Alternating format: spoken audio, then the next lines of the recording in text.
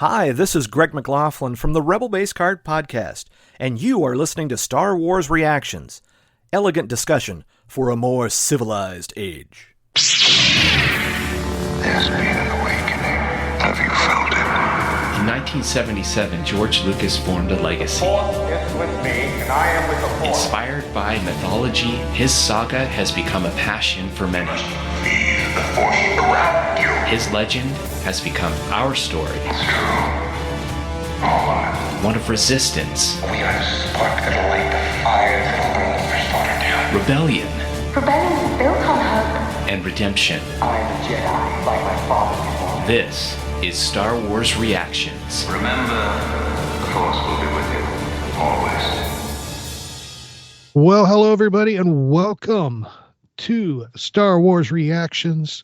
We are glad you are joining us for our 166th episode, and it's going to be a blast. We are going to continue to review and share our reactions to the Bad Batch series, and we'll go all into that latest episode here. But let's get some introductions out of the way. If you're new to the show, my name is Aaron Harris. I am one of your hosts here. And joining me, as always, he is the 3PO to my R2. He is the David Motters. David, brother, how you doing? Doing good, really good. Ready to record and excited to record with our guest tonight. Absolutely. It's going to be great. Of course, throughout the Bad Batch, we are trying to bring in some different voices and opinions to react to the episodes with us. And we've had some great ones so far. And we got another great one tonight. This, of course, joining us is one of the hosts of the bi-weekly podcast, Reading Between the Reels. Of course, that is a podcast where they look and discuss all of your favorite movies. So you'll want to check them out if you're a movie lover like me. But of course, joining us is a longtime friend, Craig Dickinson. Craig, welcome to Star Wars Reactions. Guys, I'm so happy to be here. Thanks for having me back on the show. Well, it is a pleasure to have you on again. And it's been a while since you've joined me behind the mic. It's we were discussing this before we started recording it. We go all the way back to when I was hosting Rebels Reactions was the last time we actually got behind a mic together. So it's been a few rotations there. So. But we're going to have a great night. We're going to sit here and we're going to talk about Bad Territory. This was the 8th episode of the 3rd and final season of the Bad Batch, which was released March 20th of 2024, directed by Nate Villanueva and written by Matt Mechnovitz. I've gotten better with his name, y'all. Go me. You have. I'm improving with each week that passes. Of course, Bad Territory. Of course, this is the synopsis cut straight from the StarWars.com episode guide. Fee contacts the Bad Batch, reporting that bounty hunters have been retrieving M-count targets for the Empire. In response, Hunter and Wrecker travel to a distant planet to find Fennic Shan, hoping that she will have the information that they seek. She agrees to help, but on the condition that they secure her own elusive target, Siler Saris. Hunter and Wrecker must use their unique skills to finish the job, while back on Pabu, Omega aids Crosshair in addressing the tremor in his hand. Nice. Perfect. Well, let's go ahead and hit our initial reactions and get the discussion going. Craig, you're our guest, so we'll go and give the floor to you first. What were your first reactions when you sat down and watched Bad Territory? Well, the first thing I'll say is I watched it twice, and I liked it a lot better the second time. My very first reaction was, this feels like a filler episode. And it was setting up things, didn't quite get to where I wanted it to go. There's some hints at the end of where it's going to go. But the second time through, I really enjoyed There's some, I think, just visual metaphors is the way I'm going to put that. That there's some very distinct lighting in the two subplots. So I was picking up a lot of different things the second time through, and just enjoyed it. It's a little bit of a slower, character-focused episode, but I really did like it a lot more the second time. I think I was more open. Now that I kind of knew how the plot was going to go, I was more able to just kind of marinate on some of the more finer cinematic aspects. So. Very good. Very good. David, how about you, brother? Yeah, I thought I recorded with Dan last night on CWK, and he always asks guests to come up with one word to describe the episode, and I used the word darkness, and I did it for two reasons. One was because how dark the episode was, just in terms of all the scenes, and we'll comment on that in a little bit, but also I thought about this being an homage to George Lucas's friend Francis Ford Coppola, right, in the movie Apocalypse Now. And I was telling Dan that, I started looking up information on Apocalypse Now. I didn't realize it was loosely based on the novella Heart of Darkness. And so this famous book back by Joseph Conrad. And so I love that aspect. And also, I like the homage, but also for me as a clinical psychologist, of course, I love the psychological messages within this episode. Craig just mentioned it, the two subplots. There's two stories, right? There's Omega and Crosshair, and the other one is them going up the river, Apocalypse Now, trying to get to Marlon Brando. But for me, the mental health aspects were great. Omega telling, Hunter telling Omega, hey, it's not good to continue to ignore these issues. But also at the very end, her talking about meditation with Crosshair, and I'll talk about that more in depth when we get into talking points. But I like that. I like that, those psychological mental health issues. Whenever it's in any of these Star Wars series. So those are just some of my initial comments on it. How about you, buddy? Oh, very good. Very good. For me, I sat down, I watched the episode, and the first thing I thought was Bad Batch meets the Everglades. Or even the Bayou at that point, because it was a gator-filled swamp, what we were watching, and it felt like home. Yeah. To put it mildly. But no, it was a good episode. I will admit it wasn't my favorite. And if it wasn't for the fact that I don't believe when it comes to, if it wasn't for the fact I don't believe in fillers, I would agree with Craig that, yeah, it had all the feelings of a filler episode. But I've learned over the years of covering Rebels and then of course Resistance and now Bad Batch, or even Mandalorian and Ahsoka and Andor, these things that feel like fillers always tie back in somehow with a major impact. And I think we're going to see this come full circle at some point. It was great to see the return of Fennic Shan and Fee. Loved seeing them back in the universe. Well, what has intrigued me in this episode, as in the past several episodes, is what the both of you actually already hit on, was the psychological storylines that have been playing out. We got the multiple stories happening in each episode, and we see that conflict building, and the head games being played, and the relationships being tested. And it has just been really fun and really intriguing to sit back and watch this play out. I did really, like I said, it was a good episode. Not my favorite, but I enjoyed it nonetheless. So yeah, those were that was pretty much my initial reaction to it. That plus the fact it was dark. It was very, very dark. And let's just go ahead and jump into our talking points, and we'll start. I actually had this down later in the notes, but we'll go ahead and start with it since we're already talking about it. We'll talk about how dark the episode was, not just in story tones, but in the actual visual of it. My really only problem with the episode was how dark it was. There were some parts I just, my eyes aren't as good as they used to be, y'all. I'll admit that. And there were parts I was just I was struggling just to see, even with my brightness turned all the way up on my big 72-inch TV this morning and this evening. I just could not. I was struggling to see some of it.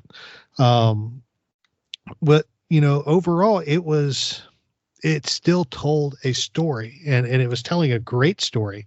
It was very realistic in how it was being told and how it was being portrayed. Because you go out in those woods, you go out in those swamps, when that sun goes down, it's dark. It's very dark. And it gets, you can't see the hand in front of your face at that point, which they definitely portrayed that quite well. So let's get y'all's opinions. David, we'll start with you, brother. What were your opinions on the animation choices made in this episode? Well, yeah, and I'm so thankful we have Craig on for this with all of his analysis of movies and such. And I've been trying to figure this out, why they're doing this, because it's not just this one. And it was the last two episodes as well. I love Teth, and seeing it in the 2008 Clone Wars movie. That's the first time we got to see Teth. Much more lit up, could see everything. This last two, I could see the last two episodes better than this episode. There was times, just like Craig, I watched this a second time, liked it more the second time. But the fight between Wrecker and Hunter and who's our friend Siler Saris, I could barely see it. I could barely see what's going on. And my whole thing is, like, I think about all the efforts the animators make. You look at the credits after any of these episodes, there's a lot of people working their tails off to do this. I want to see the great animation that's there. And so, like, I'm not sure why they're, like you said, Aaron, I get that, and I was thinking, here in Florida, in the Everglades, I think about the bayou in Louisiana and stuff like that. But even so, when we know it gets dark there, everybody watching, you want to be able to see this. And historically, you can see stuff. Now on Pabu, everything's lit up and you can see all the action. But I was definitely going to ask Craig as well, just what his take is on why they're going so dark in these episodes. Just visually. What's your take, buddy? So the biggest thing that I'm taking away from that is that it's metaphor. Okay. Yeah, that Hunter and Wrecker are quite literally and metaphorically in the dark about what Fennic Shand, her agenda is. She's very much like, you're getting this information on a need-to-know basis, right? Even all the way through, she's like, I didn't even have the information that I promised you, but I could probably get that for you. So she's just giving them just the smallest bit of information all the way through, and they have to just take this entire thing on faith. And so they're the protagonists, they're the stand-in for us. And so we don't quite know. And as they don't quite know. So I think that's just a visual way of saying they're confused about what's happening. They can barely see in front of them what the next step is going to be. And on a larger scale, like, they don't, with the M count targets, I don't know if they necessarily even know that means midichlorians. They definitely don't know what it's for. So they're literally having to just go step by step, as you would if you're trying to walk in a darkened room. Well said. Well said. I like that. Because it is very, they are very lost in the episode. Yeah. And I like how you pointed that out, the distinction of it representing their journey that they're on and where they are, because they are lost. They don't know what's going on. They're just trying to get to the bottom of it. And just like any time when we are journeying through life, we do a lot of walking in the dark, trying to feel things out. And I like how you said that. Well said. Oh, thank you. Well said. Perfect. Well, let's move on here. Of course, we have a lot that happens in this episode. We start off there on Pabu. We get the message from Fee telling us that they're about the M counts, and they make the decision to go find Fennic Shan. Of course, considering the other bounty hunter we've seen in this is Cad Bane, Fennic Shan's probably the right choice to go at least try to talk to. Cad Bane would probably just shoot him after their last encounter. But it was great seeing Fennic Shan again, of course. Ming Na Wing playing, reprising the role, voicing her again. And we see, of course, her playing, she's working an angle with the Bad Batch, with Hunter and with Wrecker, and she's willing to give them the information if she helps her if they Carabast, if they help her first, which is, just any good negotiation. I guess helping them beats having to pay for it, because we all know the guys don't have a lot of credits. So, but it was good to see her back, and interesting to see this transaction take place, because she's negotiating with the Rhodian when they first get there. So let's talk Fennic Shan for a few moments. Craig, we'll start with you. We counter Fennic Shan in the cantina there. I forget which planet it was. It said it in the episode guide. I'd have to go back and look. I didn't write it down, but we're at the cantina, and we find Fennic. What were your reactions and your thoughts on this meeting between Fennic and Hunter and Wrecker? It's interesting. She's very much in charge of the situation, kind of dismissive of the clones. I thought it was interesting that they talk about how Omega was escaped, and she's like, no, I let her go, right? So she's not playing her hand, or she's not showing her hand. She's very much in charge of the entire conversation. She knows that they want something that she has, and is going to dole it out only on her terms. And it was quite impressive how well she just kind of countered everything. She was in charge of the Rhodian, she was in charge of them, the negotiation, all of it. So it was pretty impressive. Very good, very good. And I did look it up while you were talking. It was on the planet Surya. They were on the space station orbiting the planet Surya, where that cantina is located. David, what are your thoughts on Fennic in this? No, I'm glad you mentioned that, because I didn't get a chance to look at the episode guide, but I was curious, if they would name the planet or the space station. When we're approaching that space station, I'm thinking two places. One, I'm thinking about the rings of Caffrine when we see it right in Rogue One. Kind of reminds me of those, two ends connected by something in the center, and all kinds of cool stuff going on there. But here's one for the High Republic fans.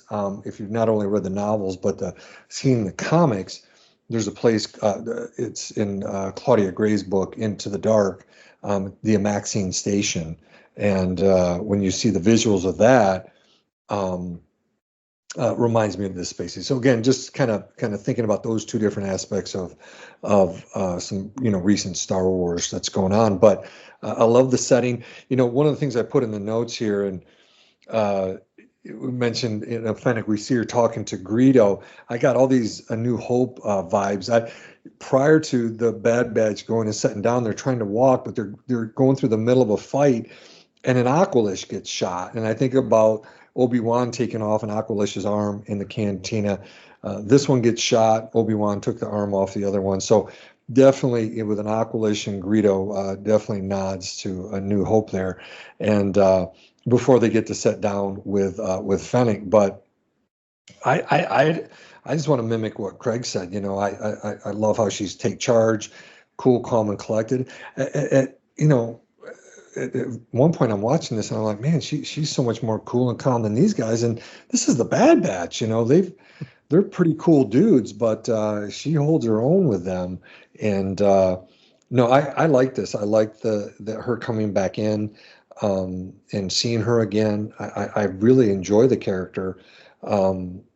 and want to see more. And I think a little bit later we can talk about maybe who she's talking to at the end of the episode. So good to see her back. Very good. Yeah, it was good to see her back. And from the station there on Surya, we end up on the planet Velo, where, of course, this is where Silas Eris is hiding out. And this is where we board a Star Wars version of an airboat and go off hunting and gator wrestling. And which was quite I will say that was quite entertaining, especially how Fennic played it. She's like, I don't get in the water. And you didn't know she was just being, I'm the boss, you get in the water, just kind of being the one in charge, wanting to supervise. But we find out really quick that she doesn't get in the water because of the gators. Yeah. Or actually what they call grizzard, Gryzar, grizzards, is what they are identified as on the in the episode guide. So we have a swarm of grizzards attacking Hunter and Wrecker as they are cutting the mines in the water, so the airboat, speeder boat that they're on can get through. Meanwhile, of course, Fennec Shan has got her sniper rifle and she's trying to scare them off and pick them off as she can. But of course, like most gators, if you don't hit them just right, they're going to keep coming at you because of their nice thick hide. And that's what keeps happening. I got to know, did y'all feel like y'all were watching that old History Channel show Swamp People or whatever? That's what it felt like to me at some point in the episode there. So it was really reminiscent of that. I don't know if somebody was a fan and just kind of nodding off to that, giving a nod off to that, but it was great. But we also got to, and I like how you brought it up in your opening, David, how it had the very Apocalypse Now feel to it. I will have to admit, and it's probably the wrong thing to admit with Craig on the phone on the show here, I have not actually seen that movie. I have never seen Apocalypse Now, so now I feel the need to go watch it. So the fact that you were able to relate that, I thought was pretty cool. So I'm going to turn it over to you two and let y'all discuss a little bit about how this whole scene journeying down the river and their discussion there kind of mirrored that movie and had vibes from that. So, David? Well, yeah, I was going to ask Craig. I mean, one thing Dan asked me last night if I had seen how many times I'd seen it. I watched it, Craig, many, many years ago once. And something that I've said to Dan and to many people, whether it's Apocalypse Now, Platoon, Full Metal Jacket, these Vietnam movies are brutal. What is the other one? I'm trying to think of the one with Robert De Niro. Deer Hunter. Deer Hunter. Thank you, my friend. All of those movies, I've seen them. I watched them once, Craig, and I didn't watch them again just because they're so difficult. Have you watched it recently?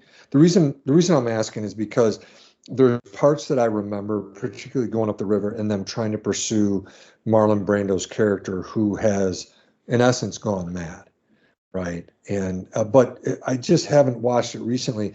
I remember parts of it and again, the journey upriver to get to where he is, to a place similar to Silas Eris's. But you watched it recently or not necessarily? So full disclosure, I have not seen that movie either.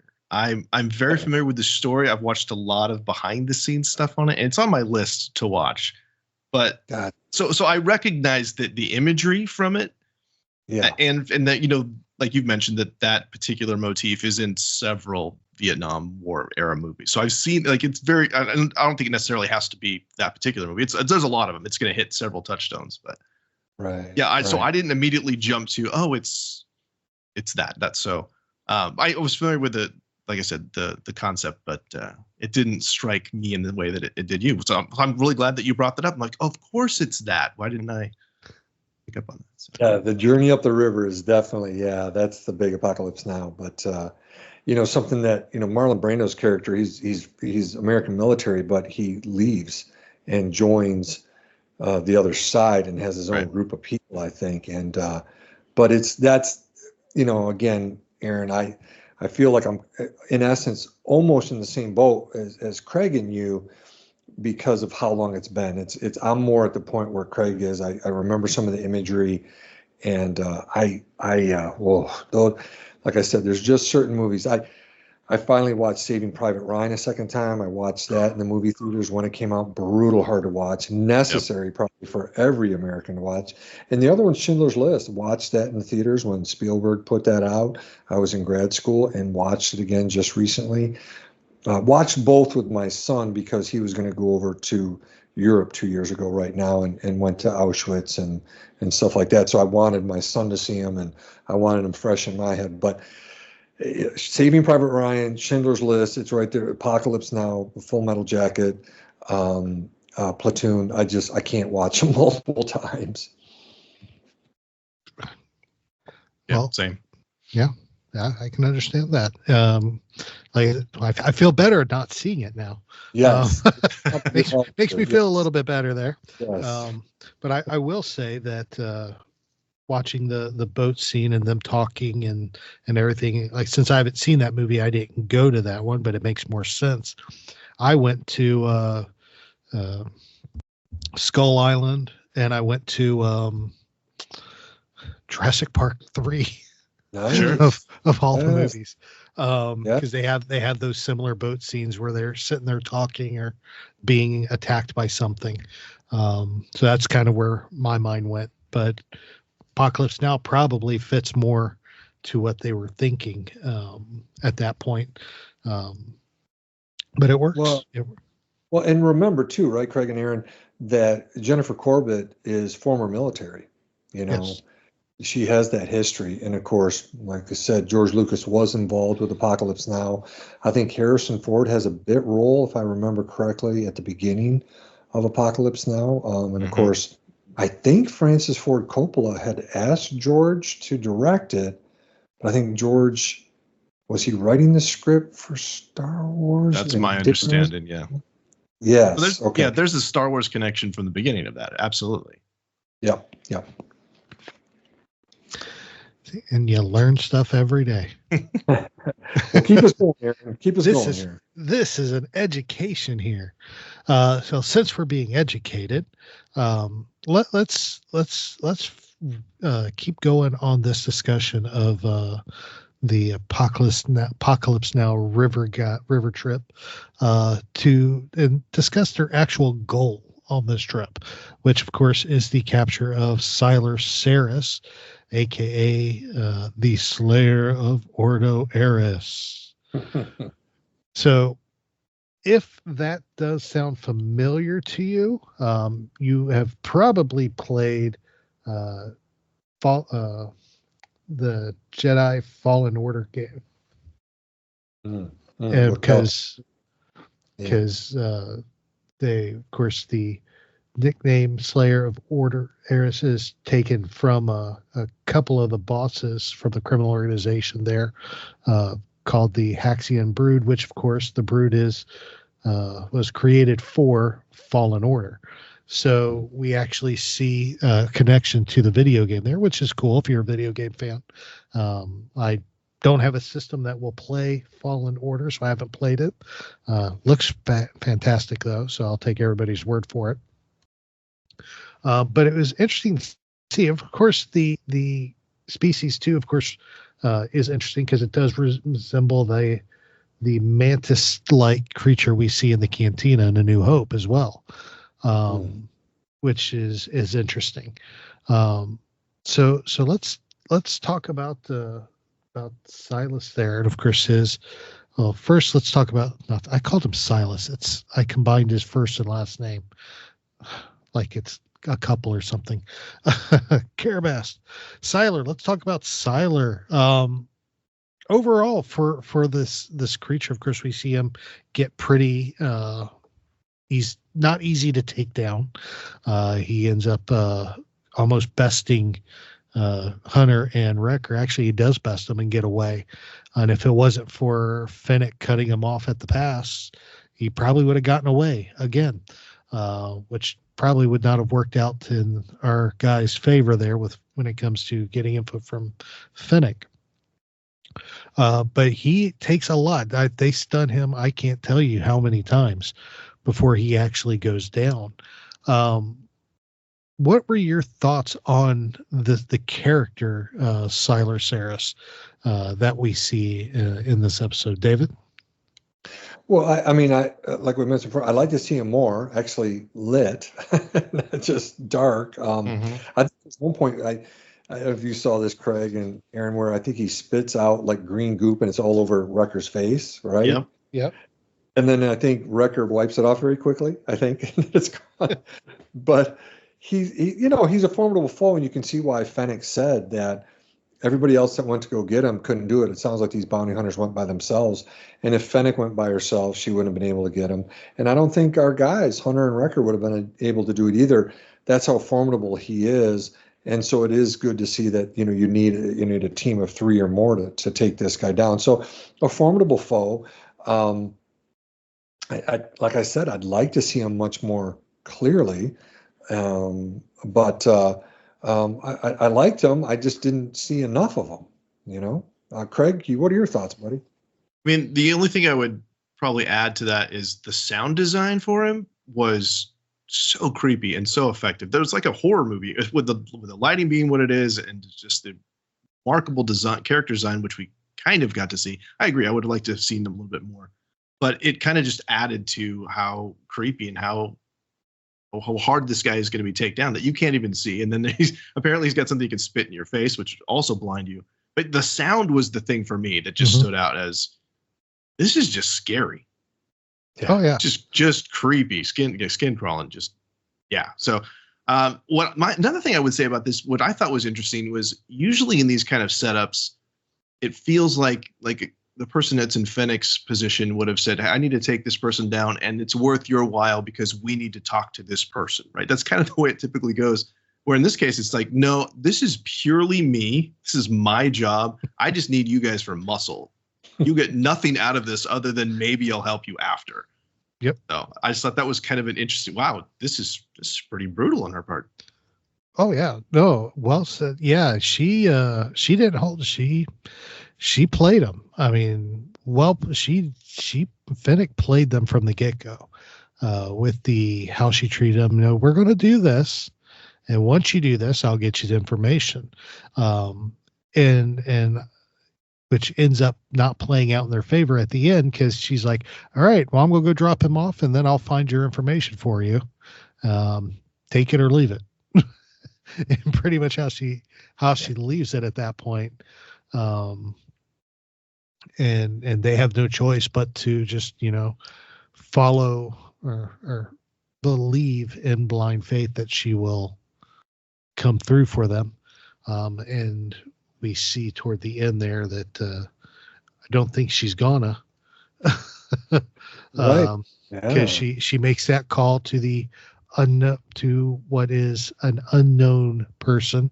We can't hear a voice. We just hear muffled chattering at that point. And that's how the episode ends. It ends. Well, can we say right here, Aaron, I texted, and Craig, I'm just telling you, I was on the record this morning because I thought about it overnight, and then I woke up, I'm like, wait a minute. And I texted Aaron, and I said, I want it on the record before any podcast says it. And here I'm channeling my inner Aaron Harris, who loves Kevin Kiner. And I love Kevin Kiner too, but just so you know, Craig, Aaron, my co-host here, is the musical guy, and Aaron's really gotten me into it more. But I'm like, wait, I know that musical cue when Fennic is talking to someone. I know that musical cue, and we saw her in the trailer, right? The teaser trailer, Asajj Ventress. Yeah. And right. So it'll be curious to see if Asajj and Fennic and them do help or not. But it's like Craig said that, they're behind the 8 ball, and you said it too, Aaron, and they're just hoping she's going to help. They're in a position of weakness, right? She's in the position of, I don't need to track down M count. I'm going to try to get bounties. If I help you, I help you. If I don't, I don't. So they're in a bad spot. Well, you're right, and she even says it on the boat ride where they're talking about her helping good guy. She's like, you just work for anybody who pays you. And she's like, yeah. She goes, it's all the same money. Good guys, bad guys. It's all the same. Yeah. So that tells you right then and there, she's, hindsight 2020 tells you right then and there, she's going to betray him. Because somebody has got a higher bounty out on them and Omega. So what would be the right thing to do at this point? All right. Yeah. You help me get this bounty. I'll get your information. You take off, sell them out, get more bounty. It's the bounty hunter way. Well, plus you both know this. I mean, she's very different in Book of Boba Fett, and you see her change, character development, and of course, being a loyal person to Boba Fett. So very different character right here. Yeah. There's something that struck me in this episode. Boba Fett is a clone.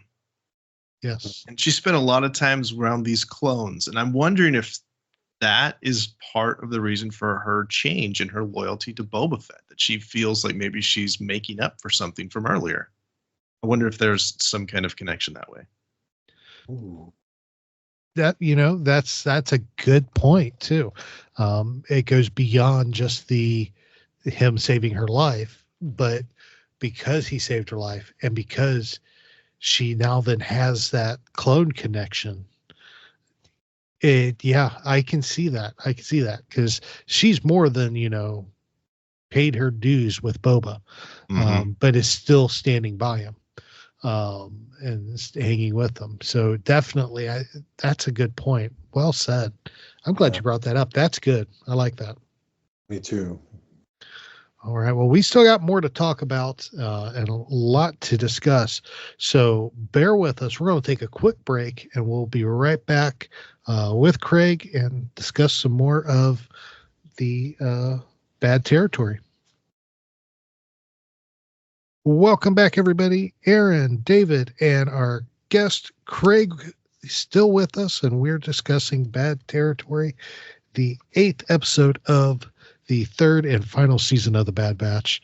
And we've been having fun discussing all of everything that happened with Wrecker and Hunter there as they went to the station, then the Velo hunting Siler Saris. But we all got to look at the flip side of the coin, because as we discussed earlier, there's 2 stories being told here. And we've discussed the one story, but now it's time to sit down and look at the other.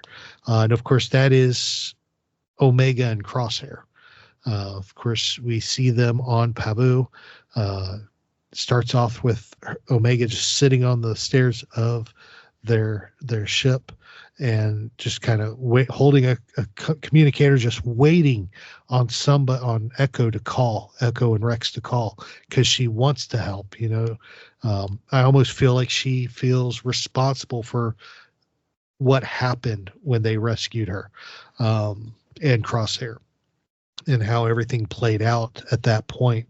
I think there's some guilt and some wanting to make up there.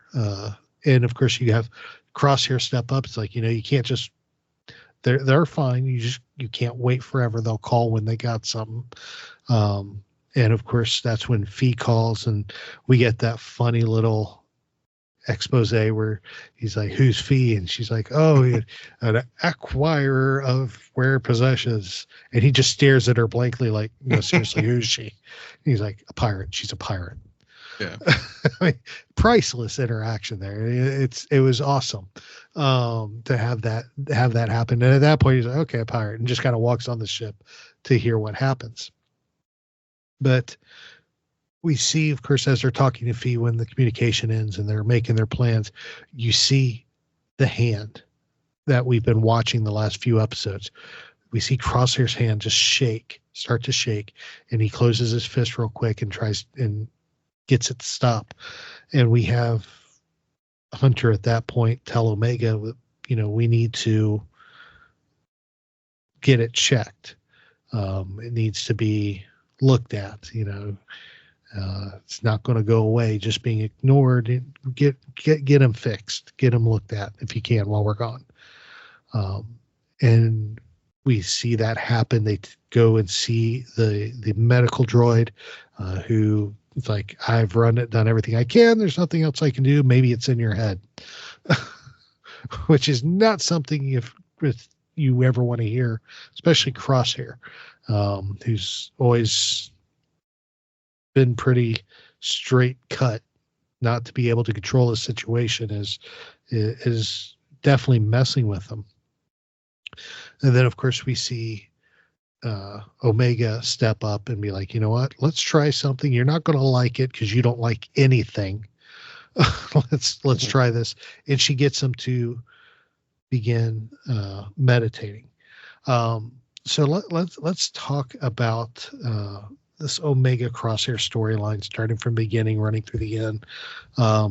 David, I know you have some interesting thoughts, and I'm going to let you start first when it comes to Omega Crosshair, the relationship they're building, and of course this whole journey through meditation for them.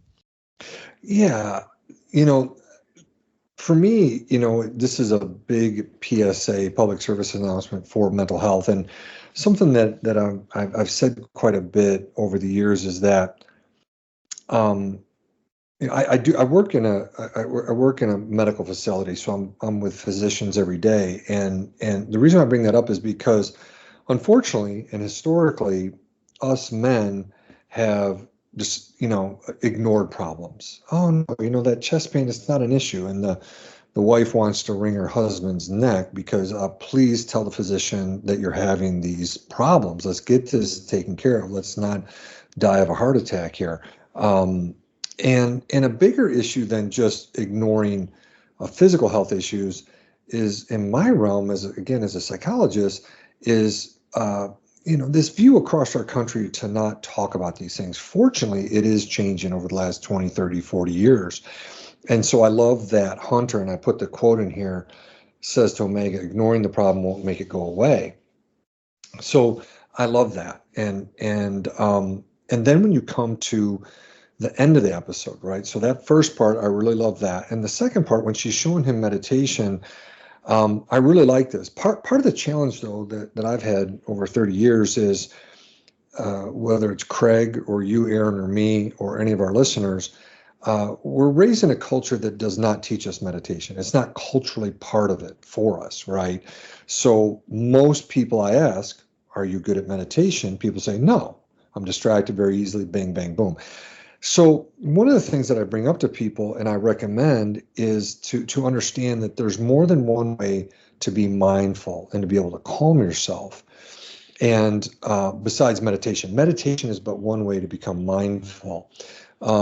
Again, what I bring up to a lot of people is, and I encourage people to get it, I have a copy myself, of Amy Ratcliffe's book, The Jedi Mind. I don't know if either of you have it.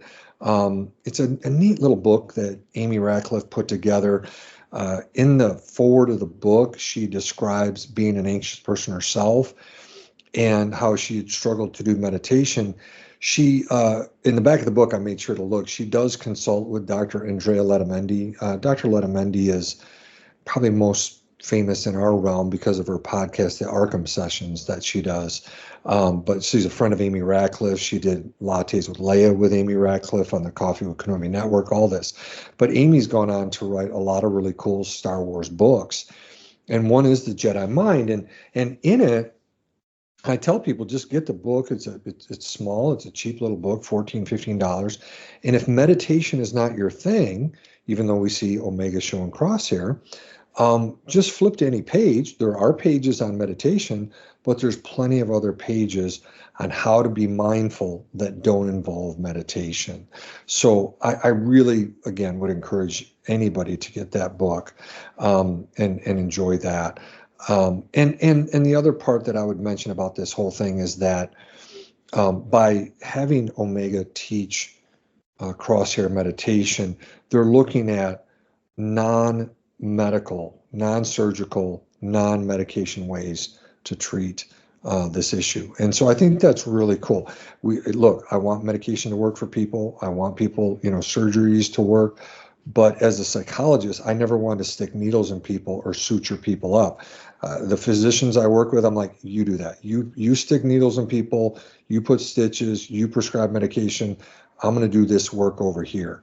And it's consistent with what Omega's doing.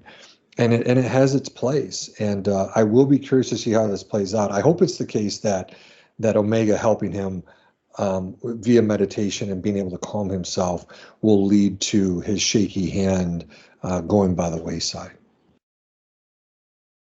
Well said. Well said. What are your thoughts, Craig? My first thought is I have to follow that. Thank you. Thank you, David. No, I'm gonna take it a slightly different way. So I thought it was really interesting again that we have the two plots going on at the same time, and Pabu and the other everything else with Fennic is very different because Pabu is very bright and the other is very dark, and it makes it even more dark because of how bright things are in Pabu.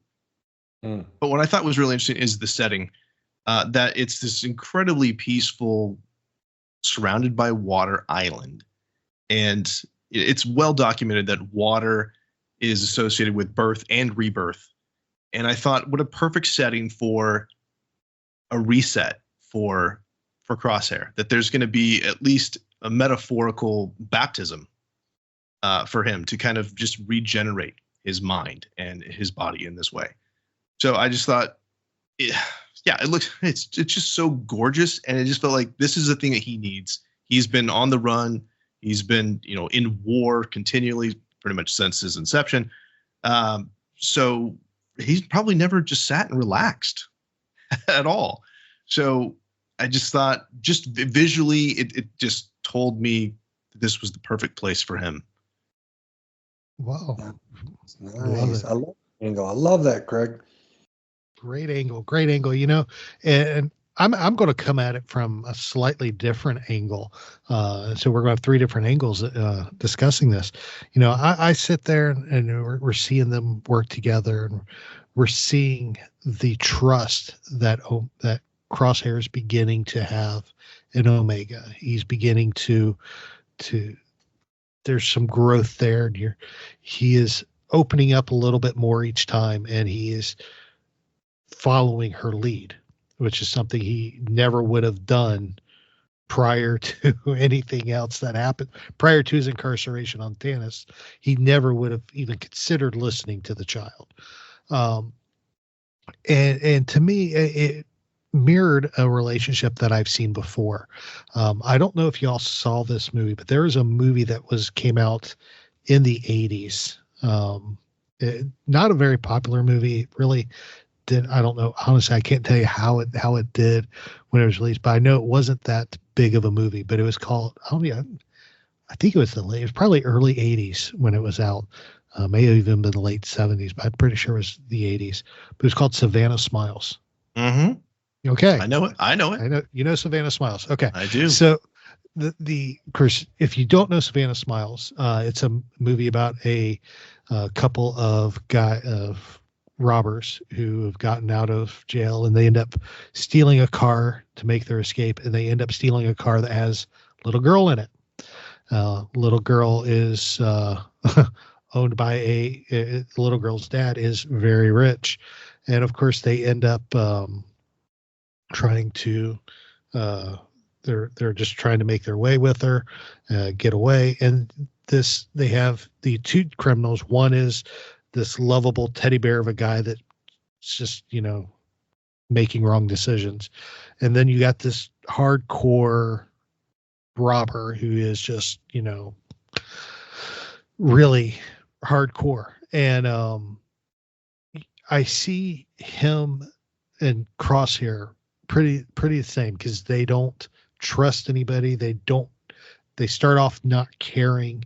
It's all about them and getting to their goal and what they need. But then we see this element come in, which in this case is Omega, or the movie was Savannah. And we see the shift in how this guy who is all mean and hard, begins to care and trust and have fun with the child. Now, of course, Crosshair's not at the having fun stage yet, but he's definitely beginning to open up and grow with Omega. And that's kind of what I was seeing a little bit in this, especially with her being able to sit him down and get him to meditate, which was just a unique situation for him to be in. And hopefully that we'll see him continue to grow. And of course, that shake go away as he continues on this redemption journey that he's on. So that's the angle I was seeing it at. So a lot of different ways to see it, but it is not one way's wrong. No, one's not wrong. One's not right, but a lot of different ways to see it. And I love that. I'm sure y'all don't know if y'all would agree, but I love how they're writing this, where you can have all these angles to see these things and interpret it in these ways and to see where the story goes. Yeah. And we're at, this transition from 7 to 8. Now we have less episodes left than we had. It is kind of a bummer. We got 7 left. I mean, they're going to pack a lot into them, but I'm ready. Let's do it. Oh yeah. Yeah. 7 left, but only 5 weeks left. Mm-hmm. Yeah. Cause we got another 2 episode deal coming up in a little bit. Yes. Right. Yeah. Yes, we do.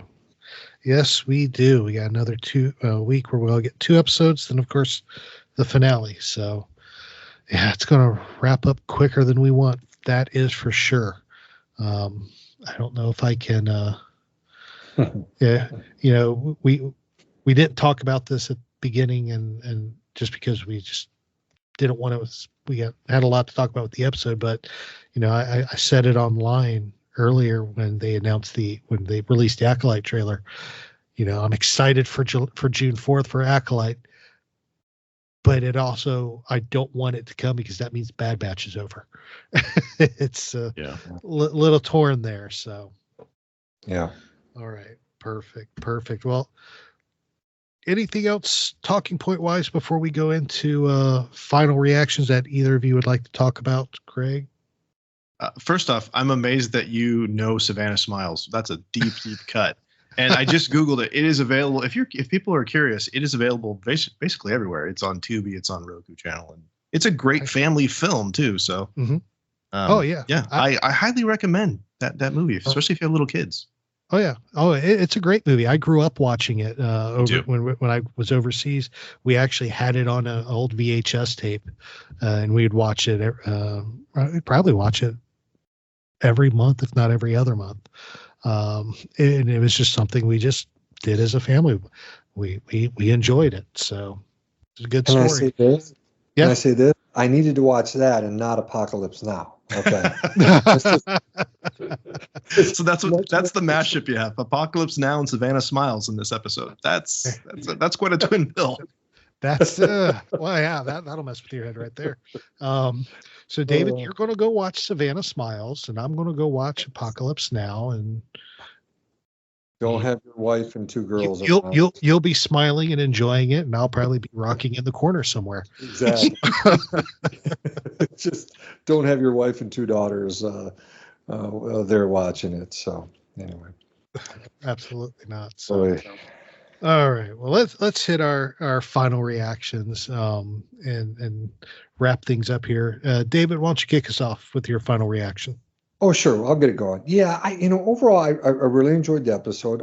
I'm with you guys, and the general consensus I'm hearing, because I like to listen to other podcasts as well, is that people liked it, but it isn't people's favorite compared to what we have so far. And I'm pretty much on the same page with other people. But I did enjoy it, again, not only because of the psychological aspects discussed. I, of course, always am going to enjoy that.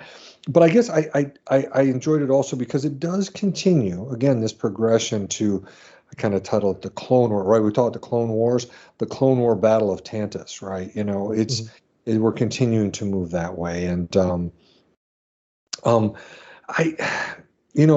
Craig has changed my mind, and that's a good thing regarding the dark. That's part of what I had in my final comments, that I would like to see it more. I want to see what these animators have done. But after Craig mentioned what he said, especially about making us, in essence, experience, kind of like Steven Spielberg at the beginning of Saving Private Ryan, is producers are like us, Steven, we can do a lot more overhead shots here of the storming of Normandy.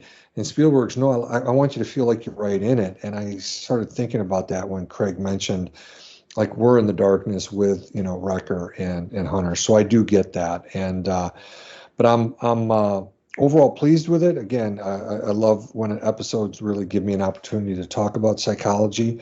I already do my psychology corner, now psychology factoid section. So this one made it really easy to discuss psychology. So fun overall. Not the best of this season, and I don't think anybody would say that. And but it's getting us to where we need to go. Very good, very good. Craig, how about you, my friend? Yeah, I think even just this conversation has made me appreciate the episode a little bit more. And I also had to kind of figure out how many more episodes are left this season, and just kind of seeing where one lies kind of helped a lot, because that it is. It's not. And I love what you said earlier about, like, after watching Rebels. I remember first season, they're like, Fight or Flight is a filler episode. No, it's not. Nope. It's going to pay off later. Is that there really are no filler episodes. It is setting up a lot of things, and we assume Asajj Ventress is right around the corner, which I think is what most of us are waiting for, as well as kind of seeing, Crosshair fully reintegrated. And so you are setting up a lot of things. And I think this show, yes, the episodes work well by themselves, but they really, really work well when you binge them all together. So it's, not my favorite episode, but again, the second time I watched it, I liked it a lot more. I also liked the darkness more the second time, when I was like, this must be why this is happening. And as soon as I looked at it through that lens, then it was like, okay, I'm in. So yeah, good episode. I'll probably enjoy it more watching it after I get to see the next episode. Understand. It's for me, like I said earlier, it's not my favorite, but it was good. And I will say, after this conversation, like David said, and like you said, Craig, I have a different view of the episode now than I did when we started, because of our discussion. And I love it when we do these episodes and that happens, because it's growth. I love it. Seeing things from different perspectives and angles, and hearing your thoughts on the darkness being the metaphor for the journey they're on just really changes my outlook on the darkness. Yes, it was dark and hard to see, but at the same point, they're in the dark themselves and are trying to feel their way out of it. And I love that metaphor. And honestly, I'll admit, I don't know why I didn't see that before, that point of view before, because that's how I looked at the Battle of Winterfell in Game of Thrones, because it was so dark and you couldn't see anything. But then again, they were fighting the darkness. And so I love that metaphor. Well said. And I just love the redemption journey Crosshair's on, and his growing relationship with Omega, and the fact that Omega is being that quintessential, they're portraying her as that quintessential kid who has that blind faith in everybody she meets. And she's has that blind faith in Crosshair. Yes, he's made his mistakes, but he's not the same person he was.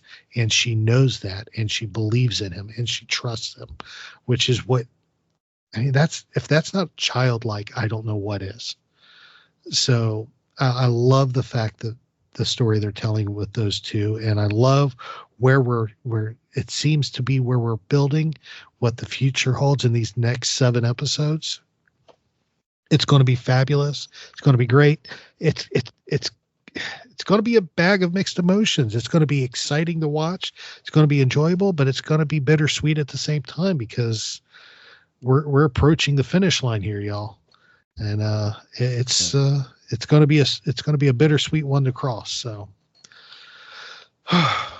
perfect. Well, with that will wrap up our discussion of Bad Territory.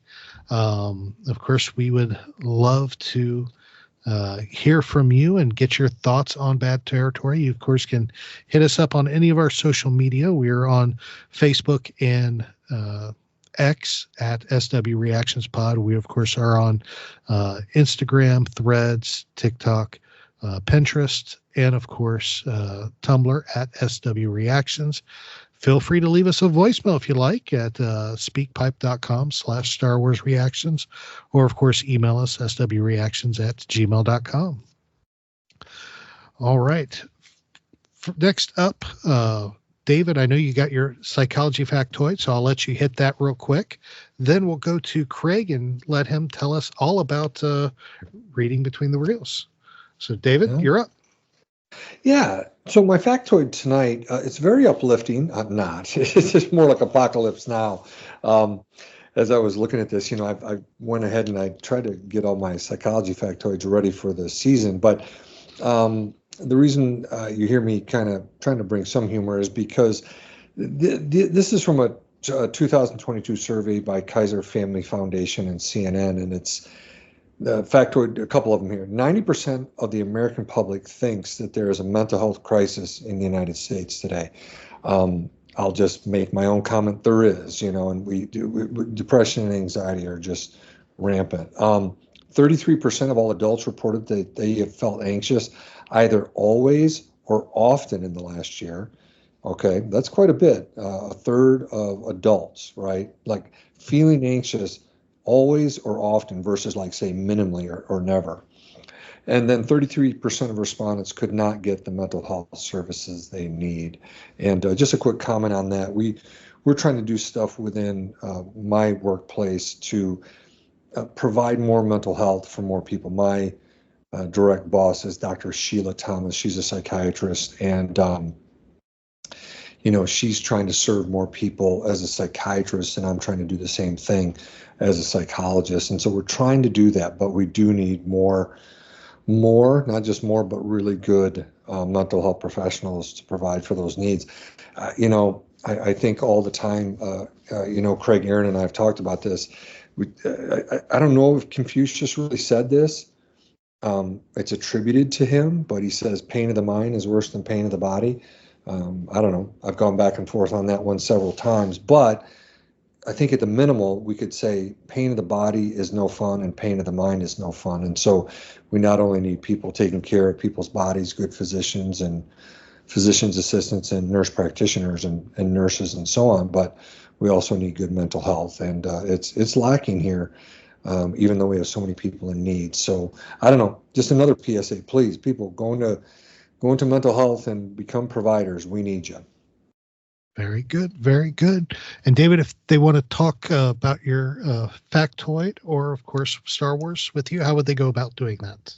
Yeah, the best place is on Twitter X. That's what I've been calling it here for quite a while now. And that's at, right, David_Modders, MODDERS. People can look at Instagram too. I haven't put a lot lately on there, but let's just look at my name, David Modders, and there I am. I'm also on Blue Sky. Very good. Very good. Of course, you can always hit me up anytime on X at TA Harris 121079. Or, of course, any of the shows, socials, it all comes to me. I will respond. So, Craig, my friend, now, of course, as we mentioned, you have your own podcast, Reading Between the Reels, where you discuss movies. Why don't you tell us a little bit about Reading Between the Reels and where they can find it and how they can listen in and talk to you either about Star Wars or about movies or anything there? Sure. Yeah. Reading Between the Reels, we're bi-weekly, and you can find us anywhere you listen to podcasts. We're also, if you just search Reading Between the Reels, we're on Twitter X. I like that. That's nice. Facebook, Instagram, Threads, pretty much everywhere. We got it on our Twitter page. There's our link tree, some other places. We're on YouTube, TikTok, and whatnot. So we take your favorite films or just films that we just really, really want to talk about, and break them down into their various cinematic aspects. We look at cinematography, specifically sound, performance, set design, things like that, and look specifically for intentionality and the meaning behind those choices. Our most recent episode is on Ghostbusters Afterlife, as we did a rewatch of that to get ready for Ghostbusters Frozen Empire. And that was a really fun episode. My two co-hosts had not seen it before we watched it for the show, so that was fun, and they both really, really enjoyed it. But it's a fun show, hopefully a little bit educational at the same time. We're all teachers, but we have a lot of fun on that show.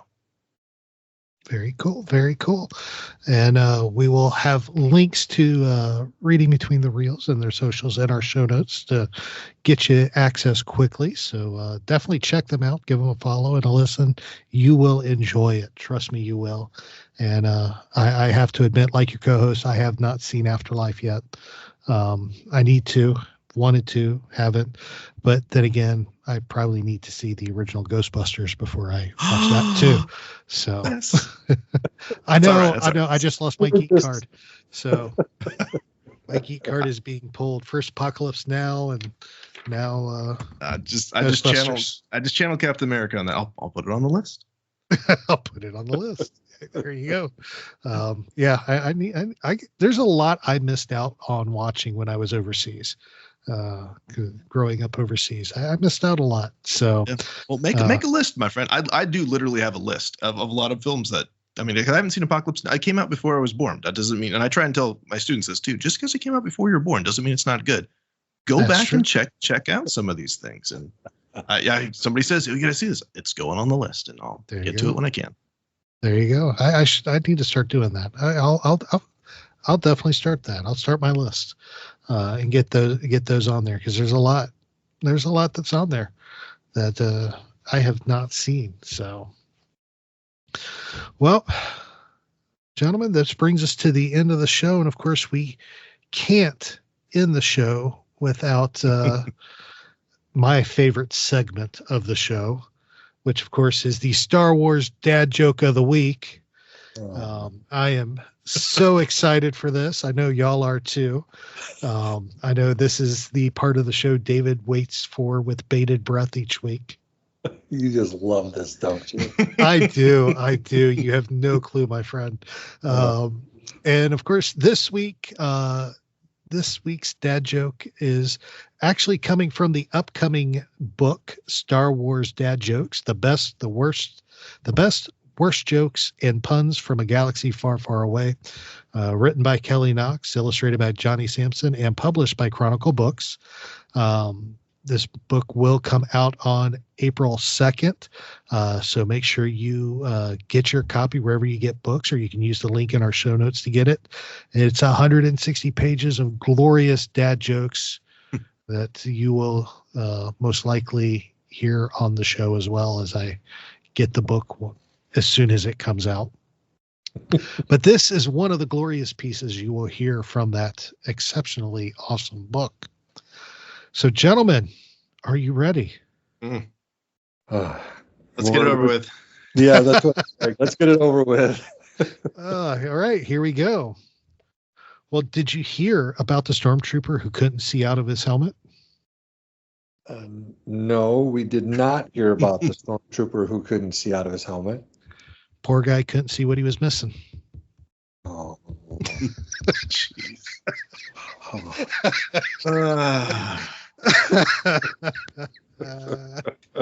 Yep. It's funny. I've seen some of her posting some of the dad jokes, and I'm like, oh, first Aaron, now Kelly, and we're surrounded, Craig. We're surrounded. I do like a good pun. I do like a good dad joke, though. Yeah, they're good. Well, Craig, thank you so much for joining us this week. It has been awesome to catch up with you and to talk Bad Batch with you. And of course, definitely we'll have to get you back on sooner rather than later, my friend. Yeah, it was a blast. It was great hanging out with you guys and talking Star Wars. Absolutely. David, brother, fun as always. Absolutely. And I want to say thank you to Craig as well. Thank you, brother, for coming on. Appreciate you. And it was always good to record with you, Aaron. And yeah, It was a great time, and so thankful Craig could come out. Absolutely, absolutely. And we, of course, thank you everybody for listening in. Y'all are the best. We love y'all. We appreciate you. We're praying for you. Take care. Remember, I keep saying this is the year of kindness. So do something kind for somebody this week. Just it'll rock your world doing it. So you'll make you feel good and make somebody else feel good as well. So remember, this is your place for elegant discussion for a more civilized age. If you'd like to share your thoughts, you can email us at show@starwarsreactions.com for our show notes and the latest news from the Star Wars universe. Visit our website at www.starwarsreactions.com. You can also follow us on Twitter at SWReactionsPod or on Facebook at Star Wars Reactions. If you enjoy our show, please leave a review on iTunes. This podcast is not endorsed by the Walt Disney Company or by Lucasfilm Limited. It's intended for entertainment and informational purposes only. The official Star Wars website can be found at www.starwars.com. Star Wars. All names, sounds, and any other Star Wars related items are registered trademarks and or copyrights of Disney and the respective trademark and copyright holders. All original content of this podcast is the intellectual property of Star Wars Reactions unless otherwise indicated. Star Wars Reactions. Elegant discussion for a more civilized age.